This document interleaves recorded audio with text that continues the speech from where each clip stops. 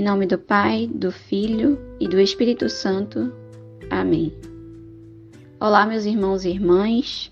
Hoje celebramos a solenidade de Pentecostes e iremos refletir o Evangelho de Jesus segundo João, capítulo 7, do 37 ao 39. E se você ainda não leu o Evangelho de hoje, ele se encontra na descrição do vídeo. Fiquemos agora com a reflexão.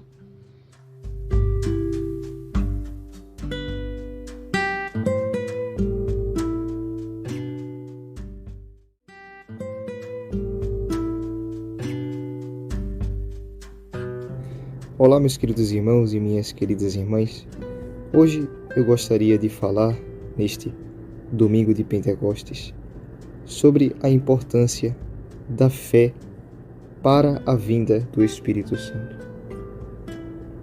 Porque se o Espírito Santo precisa habitar em um coração, ele não vai habitar naquele coração de forma a obrigar aquele coração, aquela alma. Ele vai esperar com que aquela alma, se abra para ele, que deixe ele entrar por livre e espontânea vontade. E é aqui que entra a fé, a importância da fé. Mas o que é a fé? A fé é uma certeza que se tem nas coisas de Deus, que se tem naquelas coisas que são invisíveis. Então, mesmo que você não veja, que você não sinta, que você não perceba com os seus sentidos, você crê que aquela verdade é uma certeza.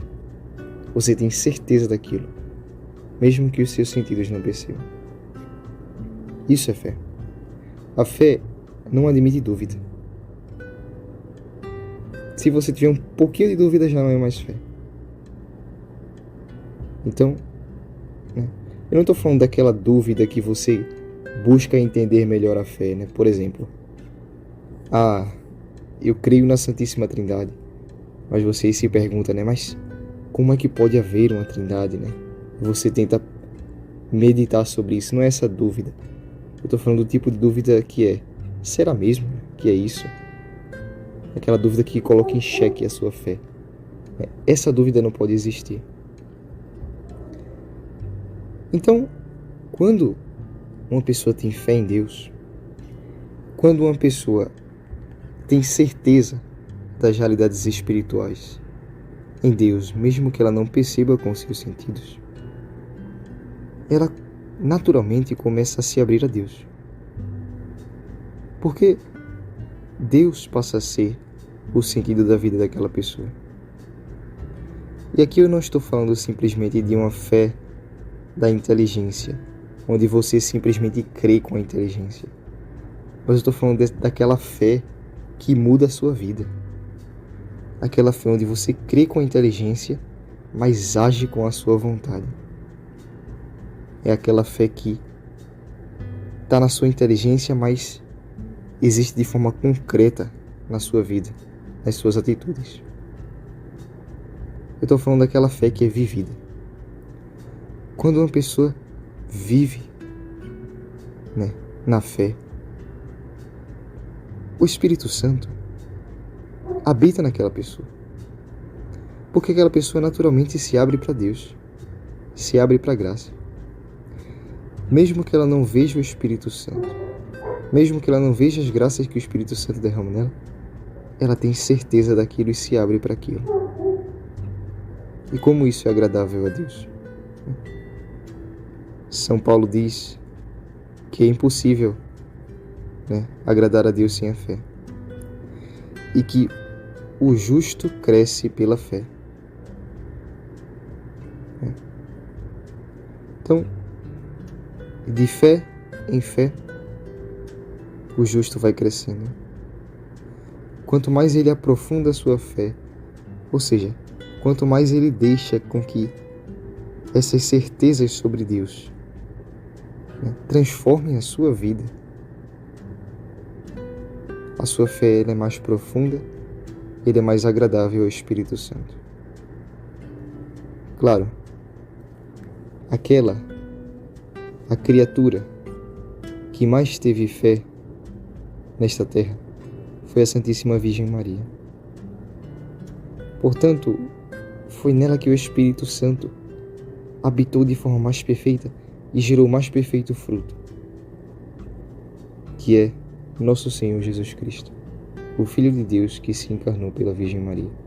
Por um ato de fé puríssimo da Santíssima Virgem, o fruto mais perfeito, se fez concreto na nossa história. Então, meus irmãos, não tenham medo de crer, não tenham medo de ter fé. E tenham uma fé que mude a vida de vocês. E mudando de vida, o Espírito Santo verá seu esforço, verá sua abertura. Ele só espera uma pequena abertura do seu coração para entrar na tua alma e fazer a mudança para o bem, a mudança para o céu. Então, se você está gostando do nosso podcast, peço, deixa o like. Se não está gostando, deixa o dislike também. E comente sua reflexão para compartilhar conosco. E siga a nossa página no Instagram para nos dar aquela força.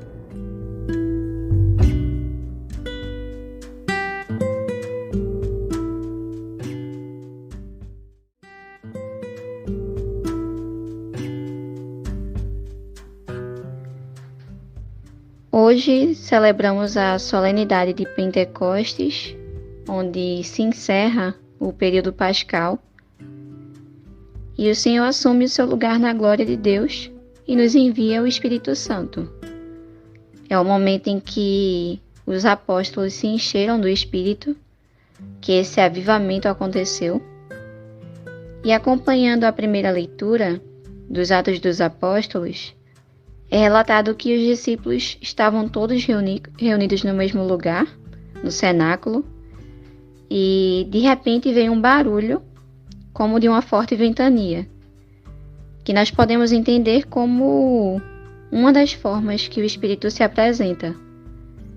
E quando o Espírito repousou sobre eles, eles ficaram cheios dele, cheios do Espírito Santo, e começaram a falar em outras línguas.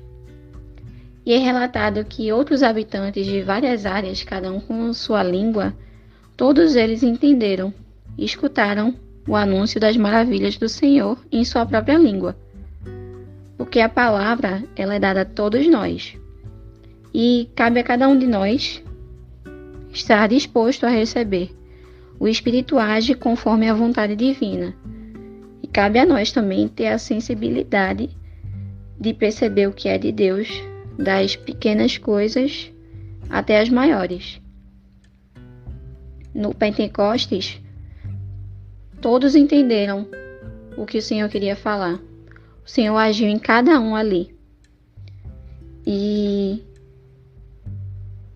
esse envio do Paráclito foi um grande marco. O Senhor nos ordena que tenhamos coragem, porque Ele vai estar conosco até o fim dos tempos. E o Espírito Santo que habita em nós nos renova, nos dá essa força para continuar essa perseverança. E na segunda leitura da carta de São Paulo aos Coríntios, nós vemos a reafirmação da Santíssima Trindade. O Espírito Santo age de formas diferentes. Há uma diversidade de ministérios e de dons, como é falado na passagem, mas é o mesmo Senhor. Como Igreja do Senhor, cada um de nós é usado de uma forma.